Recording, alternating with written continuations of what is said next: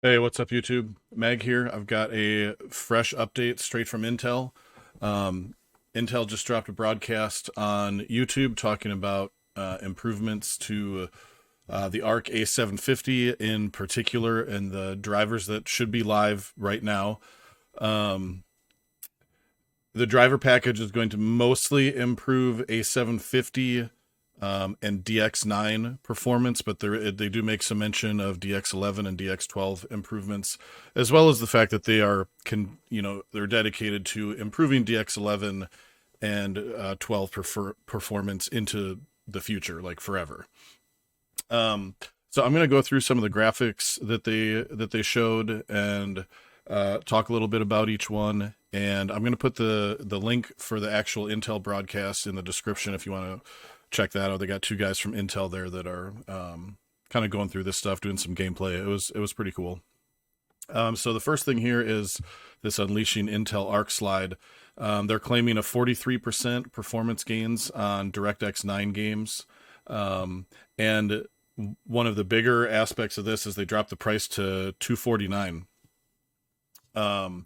I want to say we'll see in a later slide. I think it was 289, 279 or 289 was the previous retail price, but we'll see that for sure in a slide towards the end here. Now, I kind of was scratching my head for a while thinking, what is all of the DX9 angst about? Like, who's playing DX9 games to the point that we need like the new graphics cards to support it? And Intel is apparently keenly aware of this. So they specifically called out Counter-Strike Go. They've got these stats here of 1 million peak players per day. And then, in terms of esports, there's 6,500 plus tournaments played a year and $145 million worth of prize money. So they're working on it. They want this. They know that this is important, and they want it to succeed in these older DX9 games. If for nothing else, than the competitive esports that they know people are still playing and playing a lot of. So I think that's pretty cool that they're actually cognizant of what's going on. I know a lot of people had kind of felt like, well, what's kind of the point? They optimized in December. Why would they keep going forward with DX9 optimizations? Well, here you go. Now, I can't say for certain that they're going to, do this forever, but it sounds like they're dedicated to making these improvements into the future with DX9 as well. And here is a chart. It doesn't have, so there's numbers on the side here. So this is FPS. This is in 1080p for DX9 gaming. So the dark purple is the original launch drivers, versus in the blue is the new drivers that came out today, the 4086 drivers here it's called. Now, you can see from the bars alone that there's a pretty significant improvement in some of these games. Half-Life 2 has got a big improvement. Left 4 Dead 2, not as big. And if you look over, you'd have to put a ruler up on your screen, I guess, to really see. But, so if we look at CSGO, it looks like it was about 200 FPS before and looks like over 300 now. But again, they've only got the numbers over here in the hundreds, so it's kind of hard to tell a precise number. And I do want to point out again, this is versus the original launch drivers. And why do I say that? Well, they had a driver package come out in December that already made some pretty big improvements. So if you end up comparing your performance to, the drivers that you're on currently, you're probably not going to see as big of an improvement. Not probably. You will not see as big of an improvement as what these charts are showing, because you've already gotten a partial boost from the December drivers that came out. So this is, a handful of games here, and then this next one is more games. Normalized FPS. CSGO, Elder Scrolls, Stellaris, Half-Life 2, Lost Ark. So you can take a look at that. They did a cool thing here, and if you go watch the video from Intel, they've got two games that they have have some simultaneous gameplay footage of, and the first one is Lost Ark. And so you can see here they're playing side by side, old drivers, new drivers, and you can see 118 FPS versus 203 FPS in Lost Ark. And they're playing the game, doing it simultaneous, so you can see it in real time if you go watch the video. I thought that was pretty cool. And then they talked about 99th percentile being improved. And that's pretty huge, actually. You know, if you don't know, your 99th percentile is basically the lowest that your FPS drops during gameplay. What is that? And so this is showing improvement. You might see it as 1% lows. It's either 99th percentile or 1% lows, depending on, you know, what software you're using to look at your statistics. But it shows pretty significant, again, this is in DX9, but pretty significant improvements for these games in the 1% lows. So that just means the game is going to look smoother, and they in fact called this smoothness. You're going to see a lot less. If you're playing a game and your 1% lows are kind of crappy, it's going to look like a little stuttery. Even if you're, you know, if you're getting 120 FPS, right, that's going to look pretty smooth, right? But if your 1% lows are 50, that's going to look kind of stuttery, you know, because it's jumping between 120 FPS and 50 FPS. So if you can bump that 50 up to 80, now it's not changing as much. It's pretty close to your peak, and so it's going to look smoother. So that's what they're talking about here. Then they went in and they talked about, again, in DX9, but 1440p FPS, and they got some pretty good improvements here. I mean, 9-10% is nothing to sneeze about, really. You know, StarCraft 2 plus 9%, Guild Wars 2 plus 15%, Team Fortress 2 18%. Here's Lost Ark plus 30. League of Legends is plus 40. Skyrim plus 57. CSGO plus 74. And Stellaris plus 87. That's pretty good. And then here's the 1% lows for 1440p in those same games. Again, pretty big improvements here. CSGO is a big one, plus 123% in the 1% lows. So for your esports players that are playing CSGO, that's huge. So this is just a slide showing, you know, those two things together, your smoothness and your average FPS. So versus the launch driver, FPS about 43% faster, and your smoothness, your 99th percentile, your 1% lows is about 60% faster. And I'm sorry if you heard the air raid siren going off in the background here. It's the first of the month, and so they're, you know, they do the tornado warning test here. So yeah, 43% average increase in FPS, 99th percentile increase of 60%. And again, you know, these are Intel's numbers. I haven't tested these. I don't think I've seen anybody yet that's tested these, the new drivers that came out today. So take it with a grain of salt for right now until you see some third-party reviews. I unfortunately, I'm going to mess around with the A770 later, and I'll see if I get any of these improvements there, but I don't have an A750, so not going to be able to check those out. And then they just did a little spiel about, you know, how they have hardware ray tracing, and that performance is improving, and that their games supported by XeSS, and let's take a look here. XeSS. I don't remember what it stands for. XE super sampling. That's just Intel's version of DLSS or FSR. Here we go with the siren again. Sorry.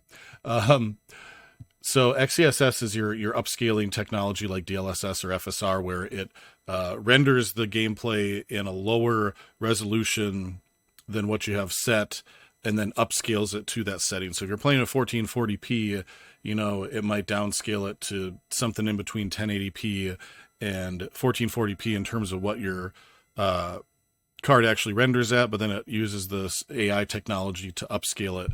And typically what that does is it gives you better performance, higher FPS, and depending on the setting that you choose, you still have a pretty good image quality. You can get some blurring, you can get some graininess if you get down to like the performance or the ultra performance settings on some of these.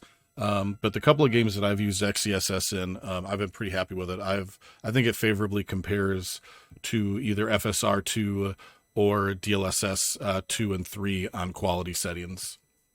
But again, it's just a couple of games I've played it on. But the prime one that comes to mind is Modern Warfare 2. I put this on, and in 1440p on the high settings, I can average well over 100 FPS in 1440p in Modern Warfare 2. I thought that was pretty cool. And then they're just talking about the different types of improvements that they're doing, kind of showing their dedication to this product line. They've had 8 drivers released since launch, which, this thing's only been out a few months at this point. October, I want to say, is when, let's just double check and make sure I'm not lying here. When did Arc GPU release? October 12th. So, November, December, January. Yeah, we're only like 3.5 to 4 months post-launch, and we've had 8 drivers. Kind of along those lines, they're calling it game on drivers, and that's just, they're just saying that when the game comes out, they have drivers ready for it. And right now they've had 21 games come out where they have game on drivers. You could compare that to Nvidia. Nvidia has your day one drivers, I believe they call it. XeSS now included in 35 plus titles, similar to, DLSS from Nvidia. Not every game has it. Plenty do now that are coming out. And so Intel is doing the same thing in working with developers and getting XeSS implemented. So 35 plus titles, and that's, that's bound to grow. And like we mentioned earlier, continuous DX11 and 12 game performance improvements. They're really dedicated to, improving DX11 and DX12 going into the future, basically forever is what they said. And then this is just a list of, I don't believe this is all inclusive of all of the games that include XeSS, but this is a good snapshot of several of them. Warzone and Modern Warfare 2, you can see Avengers. I don't know if anybody still plays that. Gotham Knights. I haven't bought that game yet. That's one of the next ones that I want to play. So that's cool that that's on there. Death Stranding is on here. Ghostwire Tokyo is on here. So some pretty decent games that have XeSS included. Currently, they've got a bundle too, where if you buy an A7, well, actually, I think they said if you buy either of the A750 or the A770 GPUs, you get these 2 games for free: Nightingale and the Settlers' New Allies. I got to be honest, I don't actually know anything about either of these 2 games. I have not heard of them, but maybe you have. So if that interests you, I don't know what these games are going to go for when they release. I don't think either one of them is out yet. If they're $60 games, that's $120 in value right there that you're getting for free with a $250 graphics card. So, and I only think that's important or worthwhile if you care about these games. But if you're looking forward to these games and you were going to buy them anyway, and you're looking for a budget graphics card, maybe the A750 is the right choice for you. I mean, half of your money is basically going to get refunded in a manner of thinking by getting these 2 games. And then they went in to talk about Warframe. Now, this is in 1080p with the launch drivers averaging 159 FPS and the new drivers averaging 250 FPS. And then they get into some gameplay here like they did with Lost Ark. And so I grabbed a screenshot of that. They had just launched the game. They're running down the tunnel here. And 170 FPS for the launch drivers and 256 FPS for the current drivers that came out today. There's a couple of minutes worth of gameplay footage in the Intel video. So if you want to check that out, again, that's going to be in the link in the description below. Just a reiteration here that they have dropped the price to $249, which is a pretty significant savings considering that it was already fairly cheap at under $300.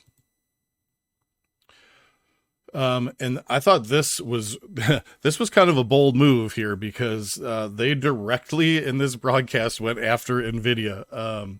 So this is 1080p average FPS versus cost per frame. So I don't watch the video from Intel, see how they word it. This is comparing performance per dollar for the A50, the A750 versus the 3060 12 gigabyte, which I thought was interesting. And, you know, I'm sure that there's some way to manipulate this because it seems awfully, I don't know, it's interesting. So the green bars here are for the 3060 12 gigabyte. And then the blue bars, the blue purple bars are for the 750 limited edition 8 gigabyte. And so you can see this line here. See, it doesn't make sense to me why the 3060 numbers are all like straight across. Like this says 1.0. I don't know what this 1.0 means. Somehow they've normalized this to dollars. So at any rate, this is what Intel is saying your price to performance gains are versus a 3060. So if you can believe any of this, you know, there seems to be some significant boosts here over 3060. So what they're claiming is that the Intel Arc A750 is, in terms of gaming value, 52% better than an RTX 3060 12 gigabyte. Again, those are my words. That's what Intel is claiming. But if most of what they're saying even is true today, I think that probably is going to hold up. So I had to go and check and see if anybody had dropped the price yet. And this was a little bit over an hour ago to when I'm filming. So perhaps Micro Center has since updated. But the A750 limited edition, when I looked, was still $289.99. And then there's an ASRock overclocked version for $269.99. However, Newegg had dropped it already, so the A770, no price decrease there. That's still $349.99. But the A750 is already down to $249.99. And you can see here, this is actually, I think, a better deal than what Intel was talking about. You get 2 games that we showed earlier and 5 creative apps. So Intel or Newegg has already dropped the price. So if this is interesting to you, maybe hop on and buy one of these today. I don't know if you watched my video, my Micro Center video from yesterday, but they've been selling, not the 750s, the 770s have been selling a good bit at my local Micro Center.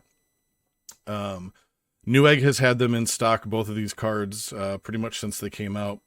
But if you look on Amazon and eBay, people are scalping them for $400 for the A770 and higher. So I don't know if there is some limited availability for these in some markets or what that's about, but you can buy it direct ship from Newegg for $349.99 for the A770. And they have the reduced price already on the A750 down to $249. So that's going to do it for the Intel update. Again, check out the video. I'm going to post in the description below. Drop a like, drop a subscription, hit the bell icon, do all those things if you want to see more news and more gameplay and more stuff from this guy right here. Peace.